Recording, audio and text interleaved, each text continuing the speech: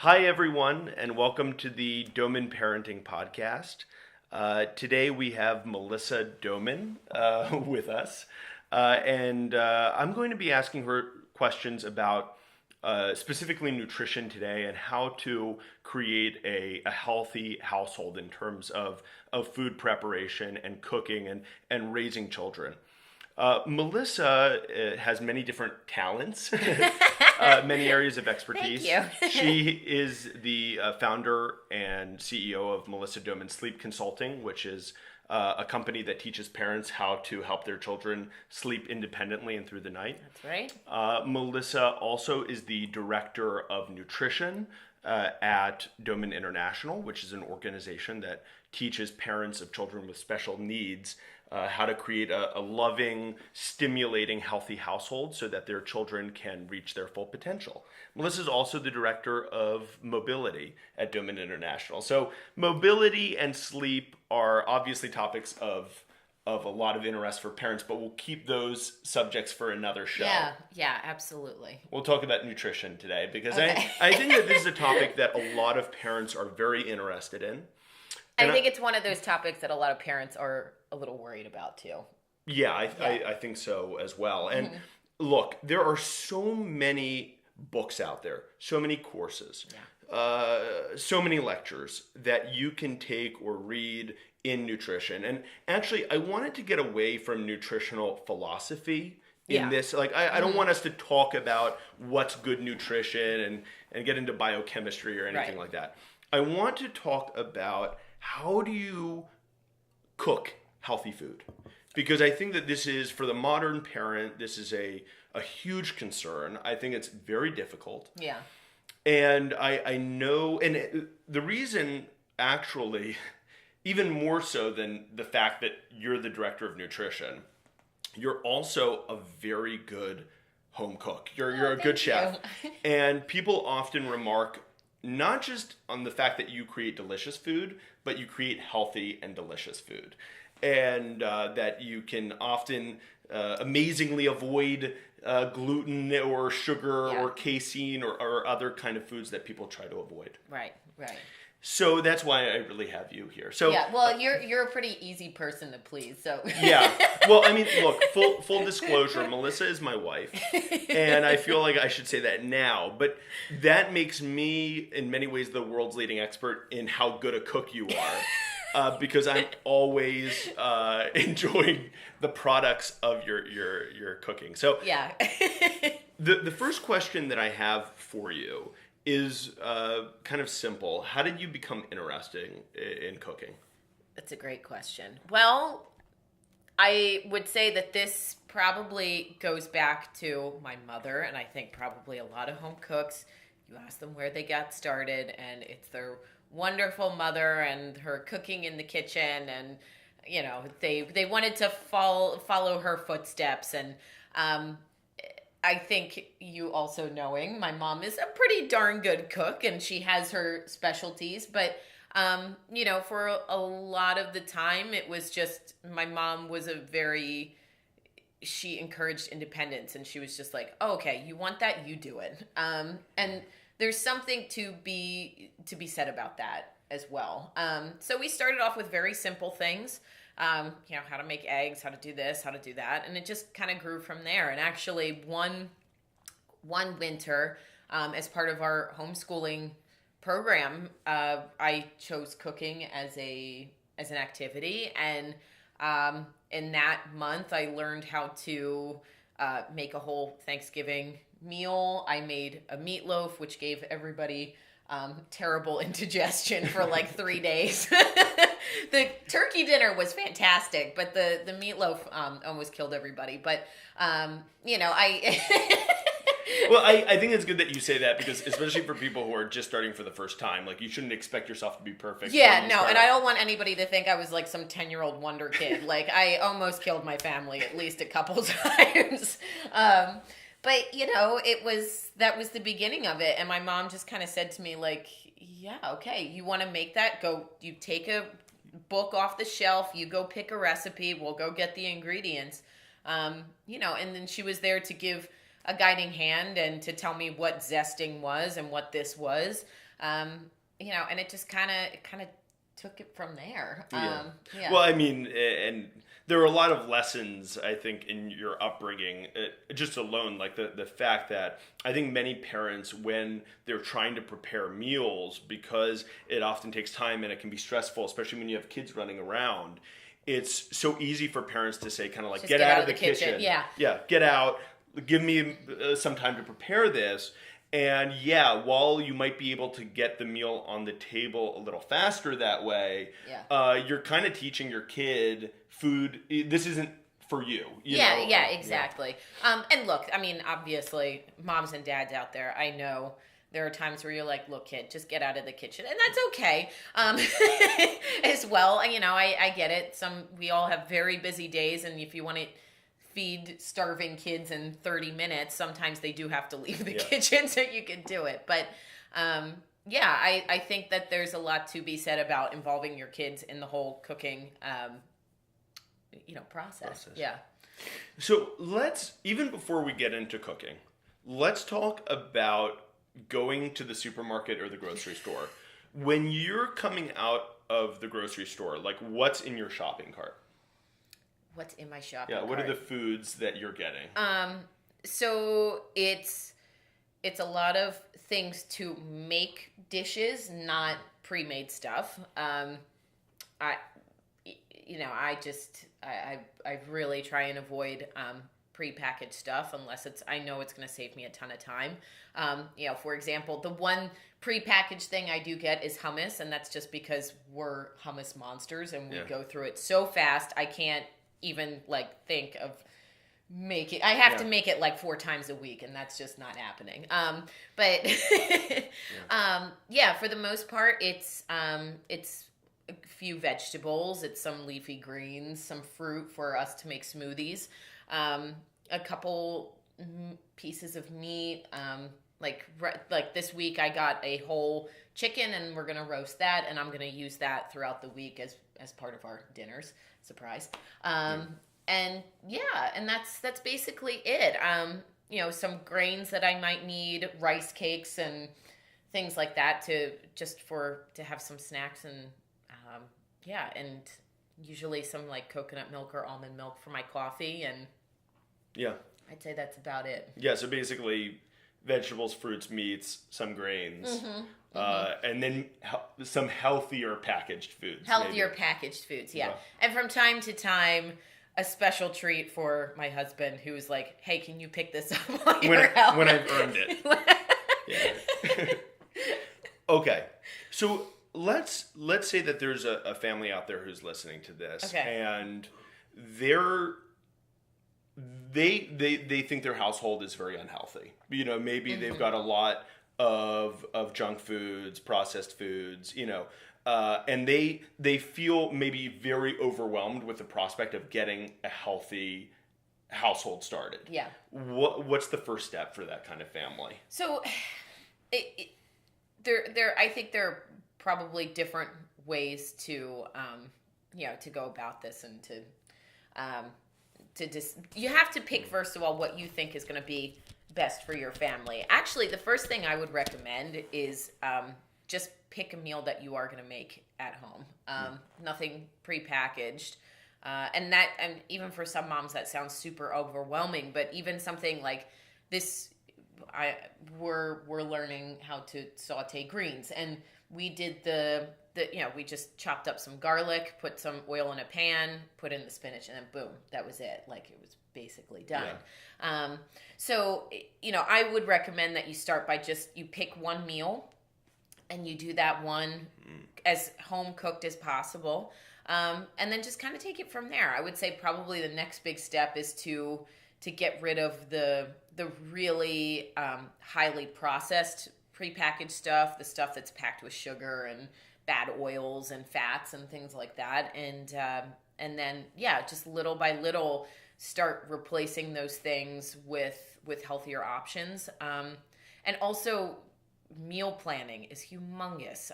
It's absolutely essential. If I went into a grocery store without a list and without knowing what I'm going to make for the week, I'd be a complete complete disaster. And I probably would end up buying things that I don't really want to buy, just because I'm planning on, on the seat of my pants, and it's, you end up spending a lot more money than you want to too. So, I would say.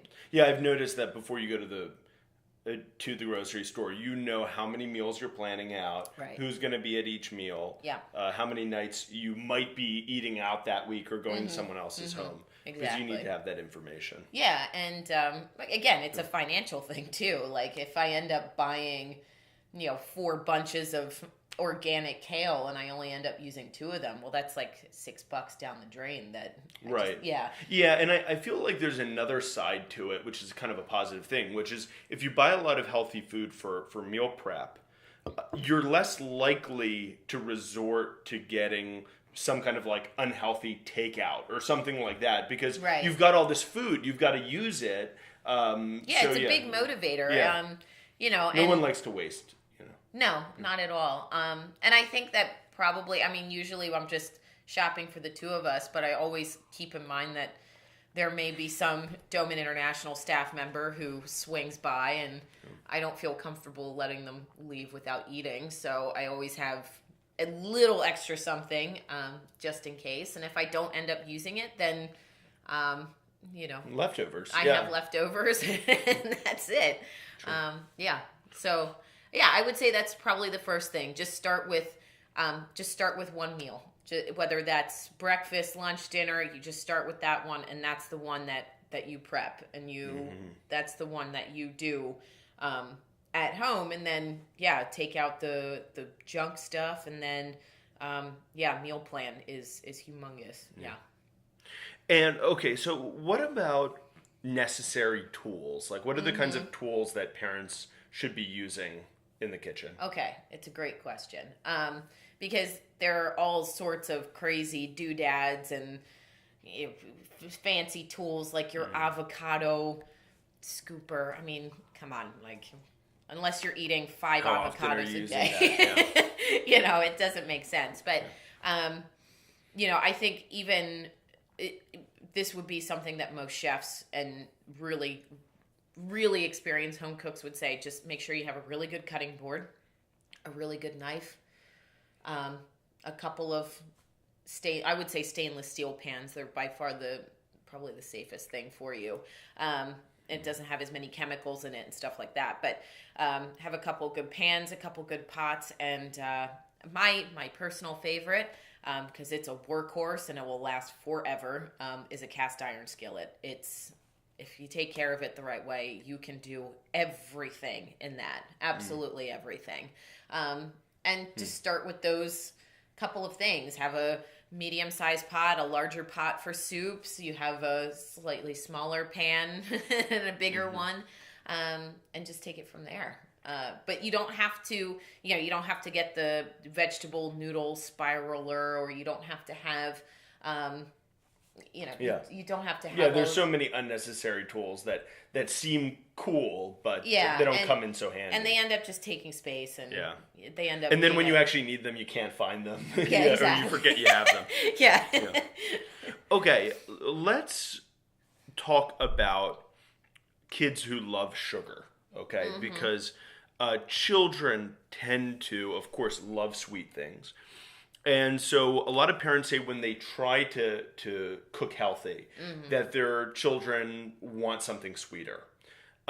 What's your, the interesting thing about sugar, I was listening to a nutritionist on a podcast earlier this week, and he was asked, are there any topics in nutrition that every nutritionist in the world would agree on? Because the interviewer said, people are always debating nutrition, and what was healthy 2 years ago is now the worst food in the world, and so on. Right. Yeah, and I mean, like 30, 40 years ago, in Adele Davis's book, she's the godmother of nutrition, but she was all about yogurt and all sorts of things, which now are like, okay, casein and dairy is really bad for you, and of course, when she was writing those books, it was a completely different time. But yeah, I mean, nutrition changes by the week. Yeah, sure. As research is done and knowledge exactly. comes in.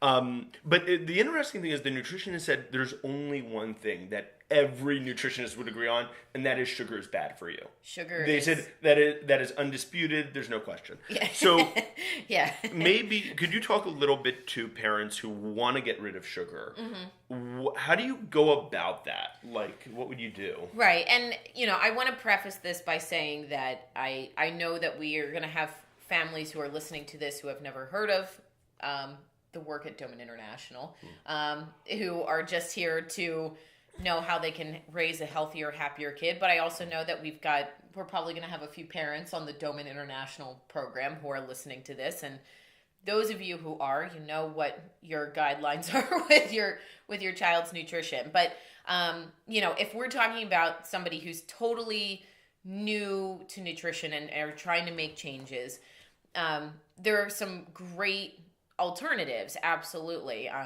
Raw organic honey, maple syrup, agave syrup. But like any sweetener, you do want to use these things with moderation. It's not like, okay, well, I'm going to learn how to make,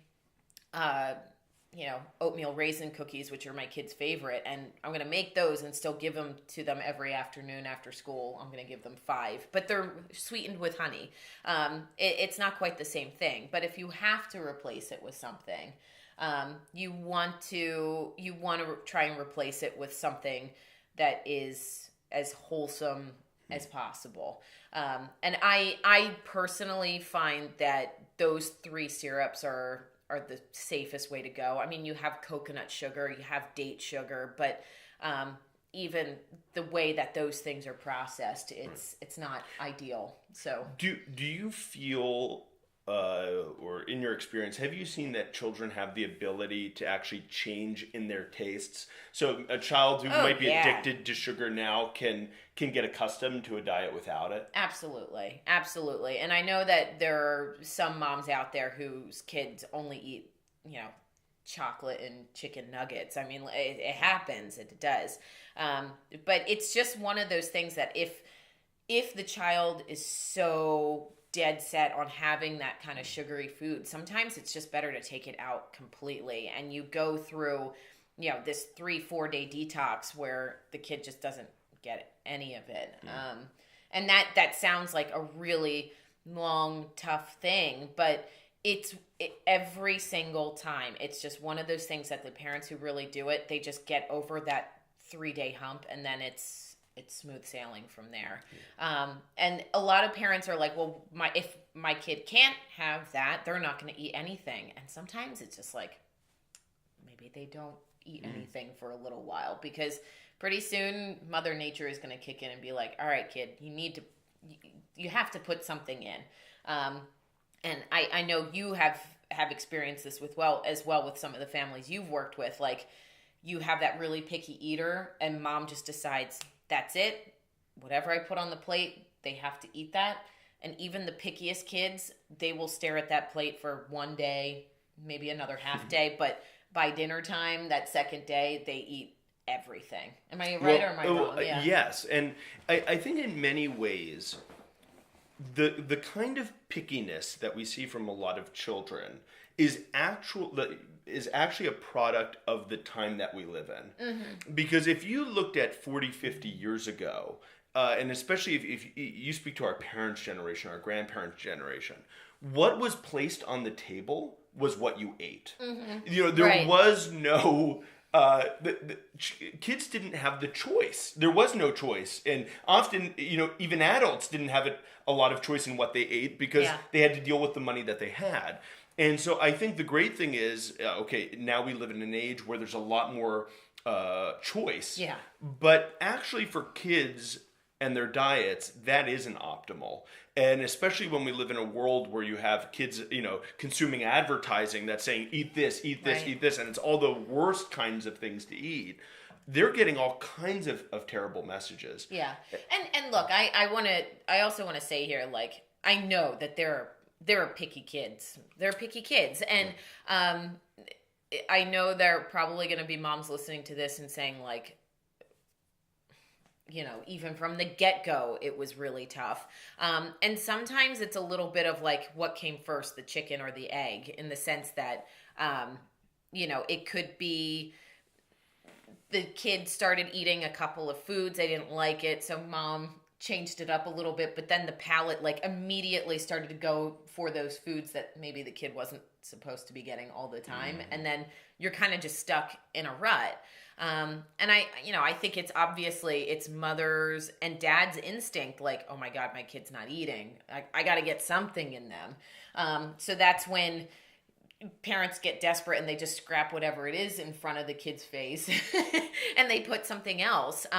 But you're right. I mean, if you ask my dad and his 6 brothers and sisters, whatever was put in front of them, that's what they ate. And it was a financial thing. Like, they could not afford another egg or two, to feed that picky kid. You just learned really quickly, like, that's what mom and dad offer. Yeah, and so I think that does go a little bit to parents' attitude. I think that parents, don't you think they have to create like a strict kind of, guidance for their kids about food and eating at the table? I mean, I remember when I was a child, it honestly didn't even occur to me not to eat what was put on the table. It was just like, oh, mom made this is what we eat. Yeah. But and I think that's the thing that kids learn so quickly. I mean, I know we're not talking about sleep, but I see this with the families I work with who in sleep consulting, like within 2 nights of sleeping next to mom and dad, that third night when they finally go to try and put that kid back in their bed, kid's like, no way. Like, I like the new situation. And then parents get stuck. And I think it's very similar when it comes to mealtime as well, that, it's just, for whatever reason, something changed, something was different, and the kid realizes that cause and effect, like, okay, if I do this, then mom offers me that, Right. And like, you hear the horror stories. I mean, I've talked to some moms who say, like, I've had to prepare 4 different meals, and finally the 4th time around it was oatmeal with brown sugar, and he finally ate it. Something like that. And it's I think for those kind of picky eaters, sometimes it's just better to take the option out completely, stick really consistent with it, stick to really consistent meal times and cutoff times too. If they don't eat within that 30, 45 minutes, you say, okay, that's fine, your choice, but we're not going to eat again until this time. And that's another thing with picky eaters. I think a lot of times they don't eat at that meal time, and then like an hour later, they're like, Mom, I'm starving. Give me something. And then at that point, the easiest thing to do is just go in the pantry and grab a whatever and give it to them. And then you get really stuck, because then it's like an hour and a half until the next meal. And all of a sudden your you put out all that great organic broccoli and whatever. And the kid's like, no, I just had that, snack pack 45 minutes ago. I'm good. It just, exactly. Yeah. Yeah. So I know we kind of got off on a tangent. No, but I think this is an important topic. Yeah. Okay, so looking at easy things that a parent can do to start getting some healthy foods into their children. Mm-hmm. You mentioned before something as simple as just learning how to saute vegetables or spinach is a great way to start. For parents. For parents, yeah. Would you agree that starting to make smoothies or juicing is also a good way to get vegetables into a diet? Yes. I mean, it's definitely not the ideal thing, but if you, like I said, if you have one of those picky eaters where it's just like, you've taken out the sugar, you've taken out all the junk stuff, and now you're ready to start adding some of those healthy foods in, it is a good way to start. Not too long ago, I was talking to a mom who she managed to stop using the feeding tube with her child with special needs. But then it was like, they were so excited to get her eating, they would just give her whatever. And then, at that point, her palate had become like biscuits and this kind of milk and stuff like that. And then it was time to start introducing some of those healthy foods. So one of the ways we did it was with smoothies. So, you put a little fruit, you put some nuts, you put a little bit of greens in there, and just start that way. And even if it's a little bit at first, great. Okay, they ate, 5 baby kale leaves. That's the first time they've ever done that. May not be in the way we want to do it, but it's a way to do it. And the thing that's not ideal about it is that you're breaking up the good quality of those vegetables and those nuts, and you're pairing it with something like a fruit, which does become a sugar in the stomach, and that sugar just kind of sits there, and it interferes with the digestive process. But if we're talking about it like really just from a practical standpoint, even those 3 leaves of spinach that you put in that smoothie, that's a great step. Next day you're going to put in 5, 10 until you can start to introduce it as a food itself. Yeah, and as someone who juices, I can put a good amount of spinach or kale into a juice. Yes. And it doesn't taste like spinach or kale when it's paired with nuts and maybe some fruit as well. Right, yeah, exactly. Another great way to do it, most kids I would say, like eggs in some way. There are some outliers of kids who just don't want to have anything to do with it, and that's fine. But that's also a really simple way of adding vegetables into the diet. So like making an omelet and just chopping it up a little bit and mixing it in with those eggs, or making like a frittata where you saute the vegetables first and then you just pour in 8 blended eggs and you cook that. If it's, even if it's a little bit at first, that's a good way to get things started. Good. Yeah. And you can find a lot of different dishes like that. If your child is allowed to, if you're just trying to make food at home, it's not like you're trying to eliminate gluten or dairy or something. Like you can do a vegetable lasagna. You can do different. Last week we did the pasta with the broccoli, and you thought it was like killer. So there are other dishes that you can use to kind of sweeten the deal with certain foods, and it's all right, a good step in the right direction. And as soon as they start to be able to palate those foods, it becomes a completely different thing. So for you, in terms of vegetables, just because I think vegetables are ideally a big staple in every meal. How many vegetables in your ideal meal? How many vegetables are you going to include? And then in like a normal meal that you prepare, how many veggies would you have? Okay, that's a good question.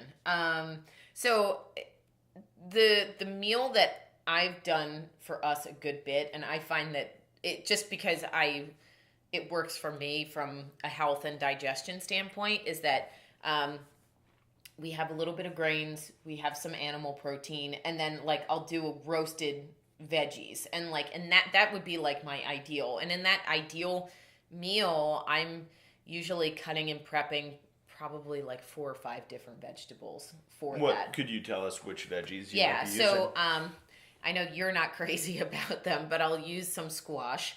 I'll use like broccoli, cauliflower, green beans, some onions, and I'll just chop those things up, throw them in a bowl, dress them with olive oil, salt, pepper, and I'll pair it up with like a spice. We were doing za'atar for a while, which was really good. So anything like that, and then just throw it on a roasting pan, throw it in the oven for like 20, 25 minutes, maybe a little bit longer. And garlic?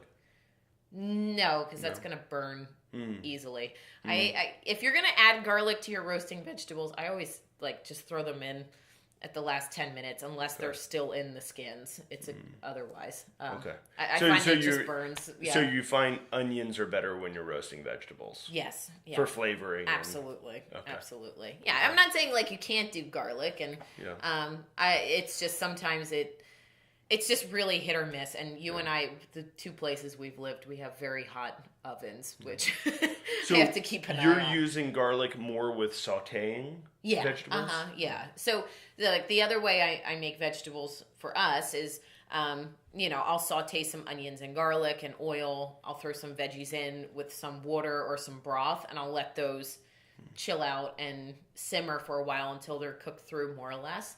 And yeah. When you're cooking, you mentioned oil. What kind of oils are you using generally? I, for the most part, use either coconut or olive oil. And I know olive oil, you have it heating and roasting and stuff like that. It's not the ideal thing. But it's actually, I just do it out of convenience. We do get very good quality olive oil. What's the name of the brand that we use? It's a California. I think it's called California. Olive Ranch or yeah, something Olive like Ranch, that. yeah. Mm-hmm.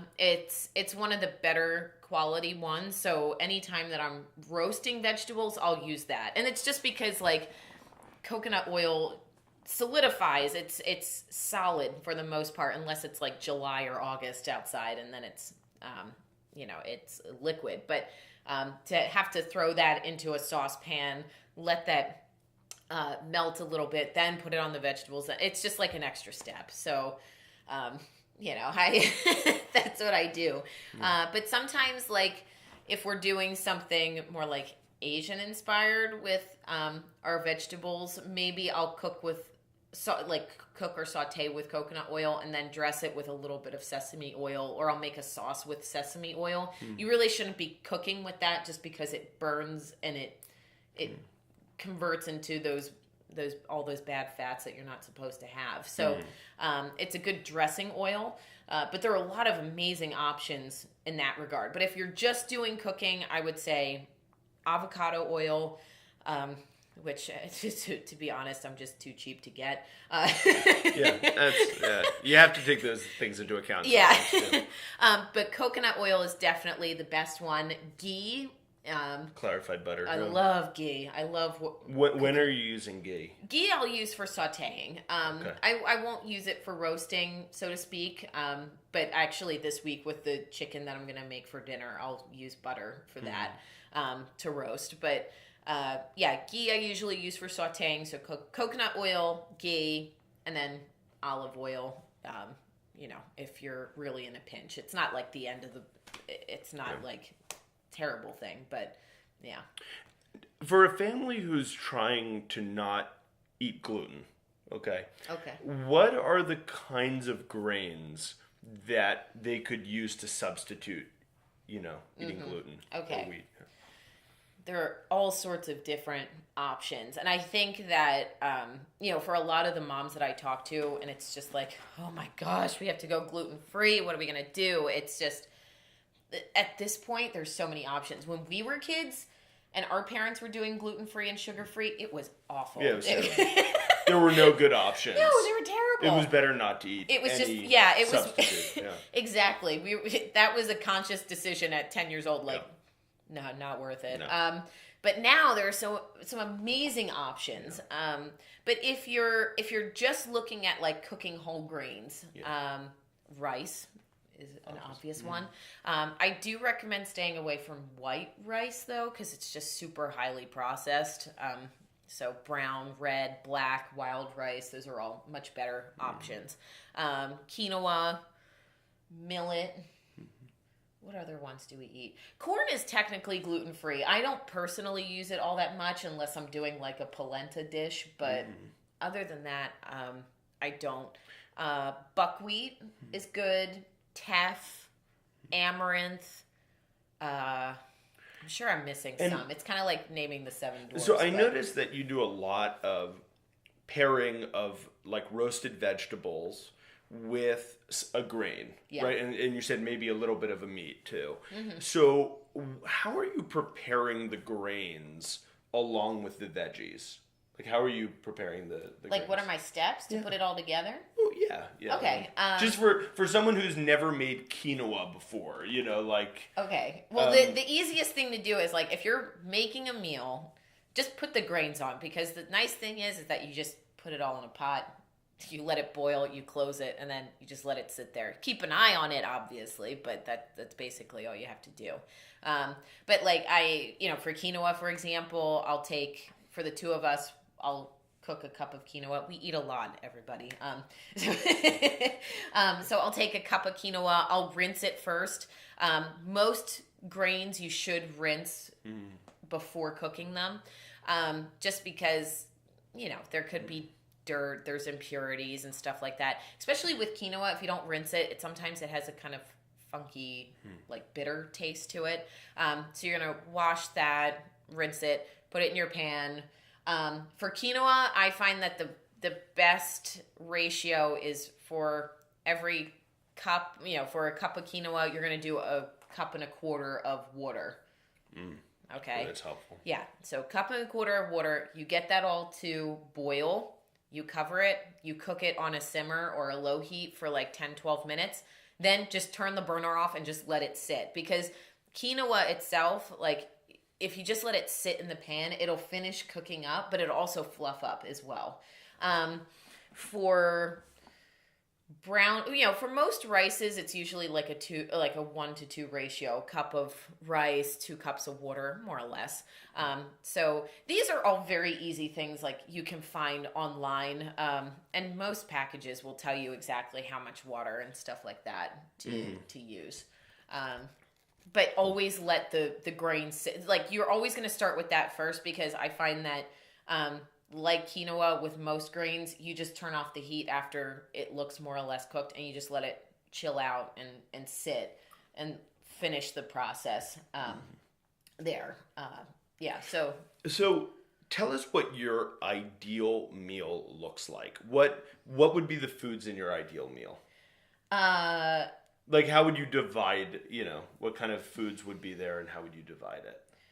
Yeah, I actually, like I said, I find that the meals that work best for me and that I enjoy the most are the ones where, we have our roasted vegetables, and that takes up about half the plate. We have some grains, we do some meat, so chicken. I like pork. I know you're not like over the moon about it, but I do it pretty well. So and you eat it, so that I guess that works. It's good.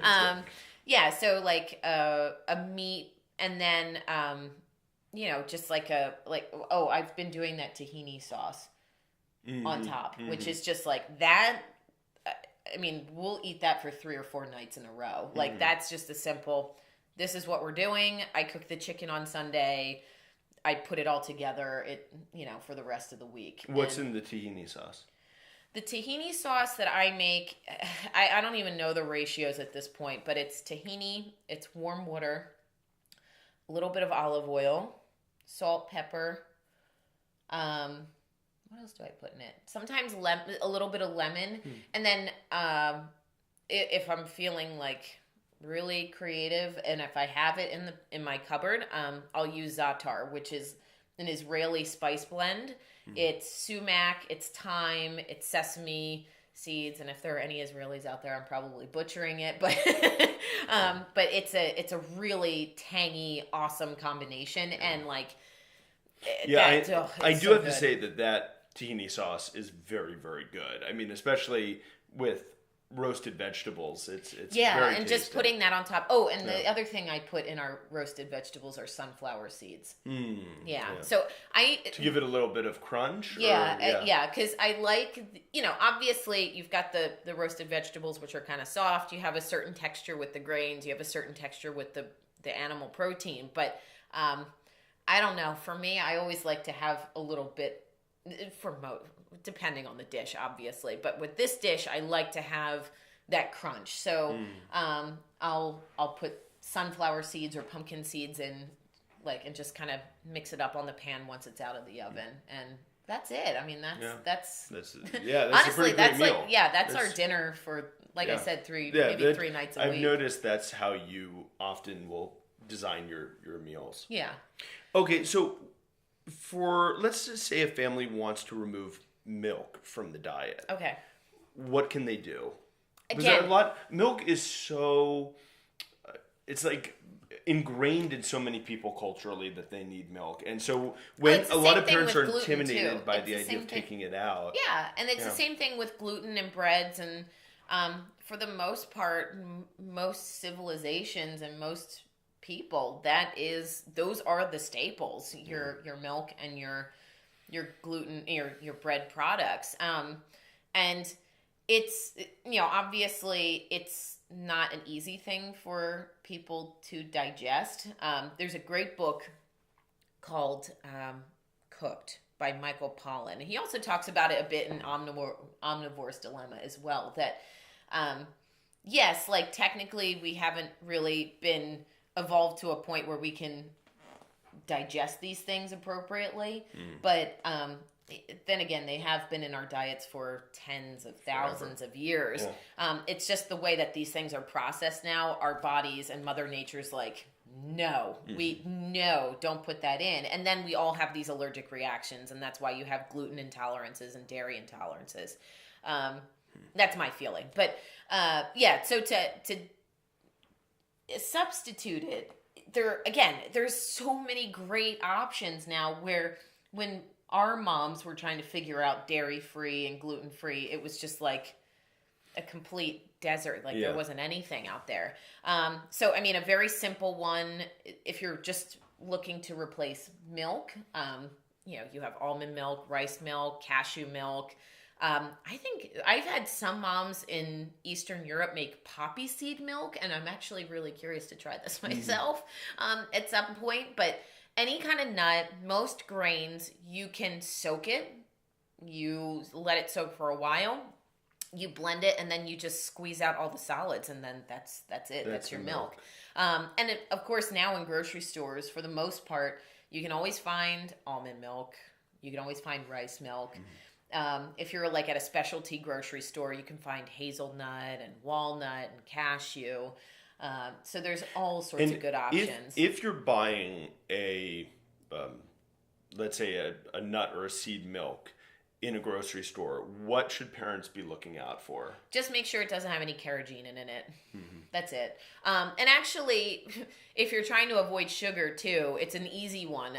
Most of those milk alternatives that have sugar in it, and usually it says like original, it's got to have sugar in it probably. You have to look for it. It has to say unsweetened. But the ones with sugar often have carrageenan in it as well.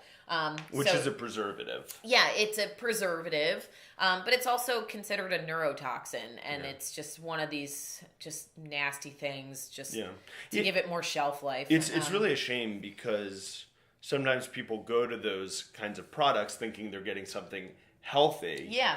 And it's like gluten-free breads. Oh yeah, it's gluten-free, but like oftentimes you look at the first or second ingredient and it's sugar. And it's not like there's not sugar in store breads, but usually it's one of the later ingredients. But I find that a lot of times with gluten-free stuff, sugar is very prevalent. And those gluten-free products are often loaded with preservatives. Yeah, right. Loaded with them.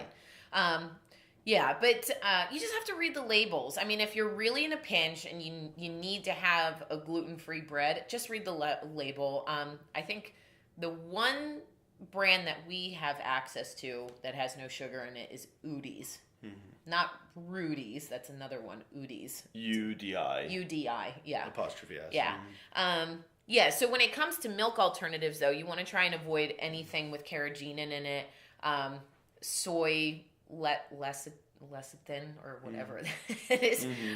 You want to try and avoid that as well. But also, like in that field, I can find coconut milk yogurt. I can find almond milk yogurt. This is stuff that you can easily make at home too.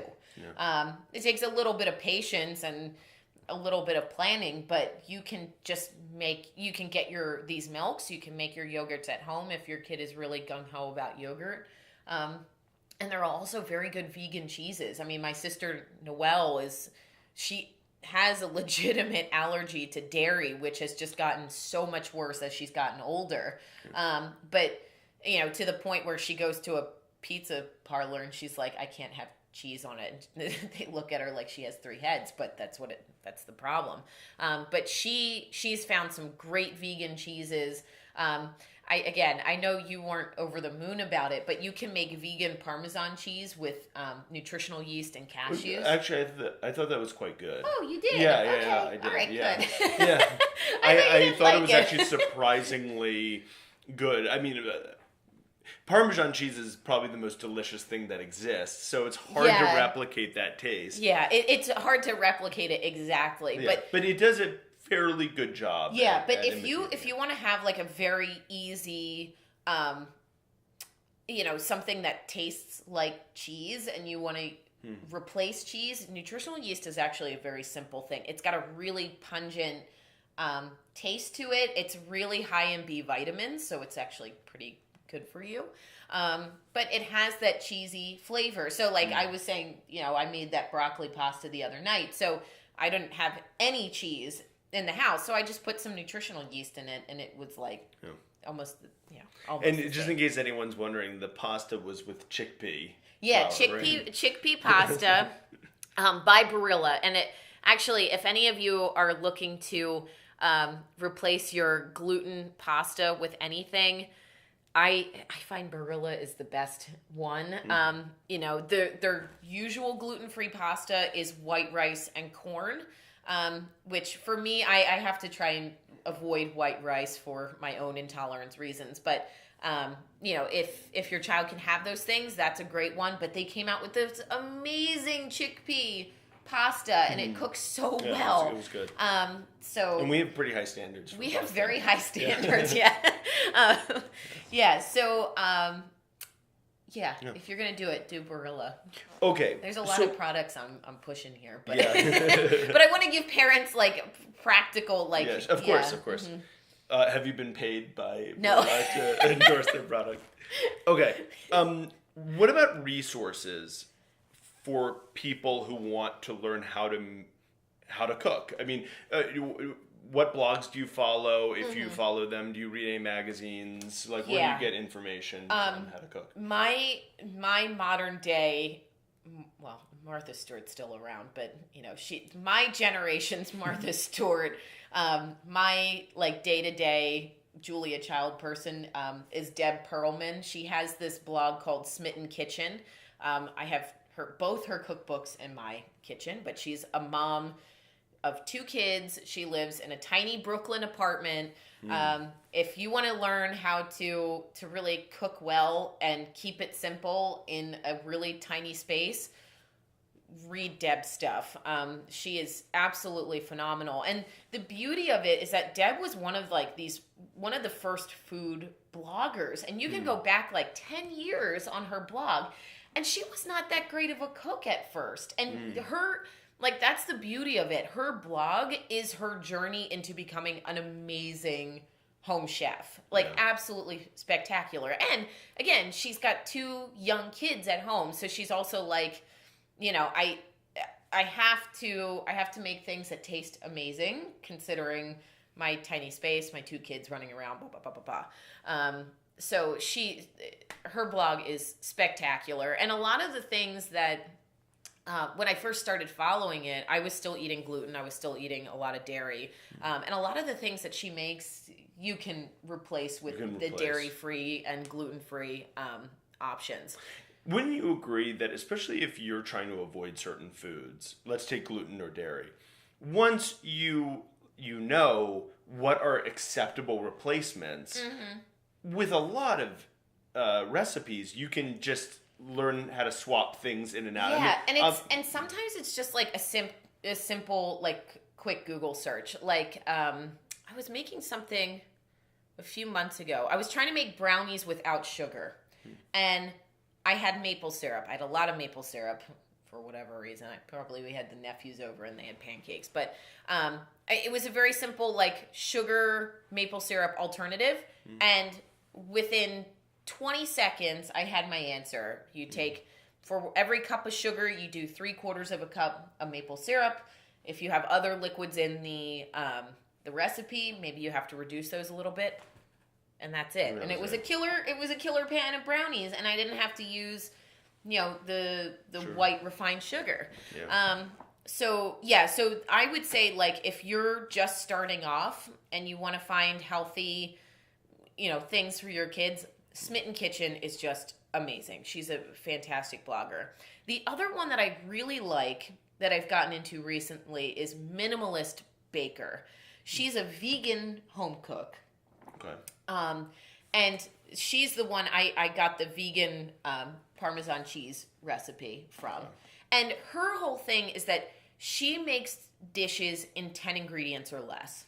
Like really amazing, delicious stuff in 10 ingredients or less. And I think that for a lot of moms and dads, because I know there are a lot of dads out there who are stay-at-home dads. They do all the cooking and things like that. So that is a spectacular resource as well. And the nice thing is that it's meals, but it's also like very simple things like this is a flax egg. So if you don't want to use eggs, or if your kid can't have eggs, I've used flax eggs several times in recipes, and it works like a charm. It's amazing. So I haven't noticed when you've used them, so it must be, they're pretty good. Yeah. So she's a really great resource as well for that reason. But those are my two big ones. I'm trying to think if there's any other resources, but I can always post a list of the cookbooks I've got in my kitchen as well, because I use those fairly frequently too. Okay, so if there are any people out there, any parents or families who want maybe help from Doman International with their own nutrition, or how do they create a good nutrition program or diet for their child, are there any options? Yes, there are. So actually recently, we have this amazing nutritionist, Ayurvedic doctor on our staff, Dr. Aravind Bagade. He is a father and has an adorable daughter of his own, but he now is actually doing consultations for the families who are interested, just nutritional consults. So if you want to, get healthier, if you want to know how to supplement, what you want to do to just better yourselves, he does these nutritional consults for parents, for kids, for whoever. So he's, I think it's a great option. So if parents are interested in that option, do you know who they should reach out to? They should reach out to... I think it's Emma. Yeah, I think it's Emma. So Emma Esperanza, it's admin@domaninternational.org. That's her email address. So if you're at all interested in that for yourself or for your child or for the family, just let Emma know and she'll give you the information. Well, Melissa, I'm really grateful that you joined us today.